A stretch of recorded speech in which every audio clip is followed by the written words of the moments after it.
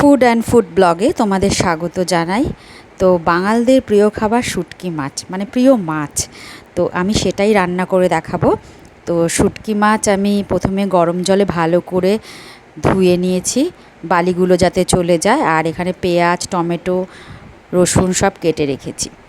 আর কড়াইতে তেল দিয়ে দিলাম। আর এদিকে এই পেঁয়াজ, রসুন, আদা, কাঁচা লঙ্কা, টমেটো এগুলো আমি নিয়ে নিলাম মিক্সির বাটিতে। এটা আমি পেস্ট করে নেব। এবার পেস্ট হয়ে গেছে। এবার যে তেল দিয়েছিলাম, তেলটা অনেকটাই গরম হয়ে গেছে কড়াইতে। তো এবার এই তেলের মধ্যে আমি ধোয়া শুটকি মাছগুলো একটু ভেজে রাখলাম। শুটকি মাছগুলো গরম জলে ভালো করে না ধুলে না বালি লেগে থাকে, তো সেই জন্য একটু গরম জলে ধুয়ে নিলাম। এবার একটু ভেজে নিলাম, ভেজে তুলে নিলাম এবং কড়াইতে পেঁয়াজ দিয়ে দিলাম। পেঁয়াজটা একটু লাল লাল করে ভাজবো।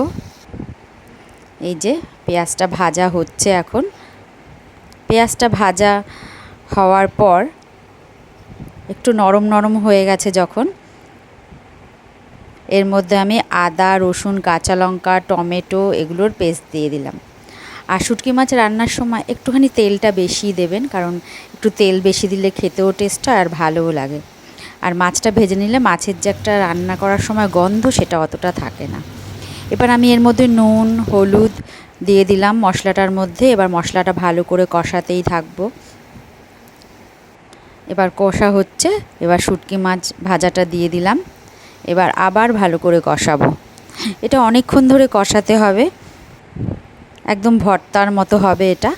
আর এবার এর মধ্যে আমি একটু মশলা ধোয়া জলটা দিয়ে দিলাম, দিয়ে আবার কষাতে থাকবো।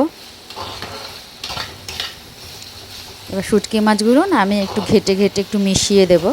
অনেকে গোটা গোটাও পছন্দ করে, আর অনেকে এমনিও পছন্দ করে। তো আমার মাছ রেডি হয়ে গেছে।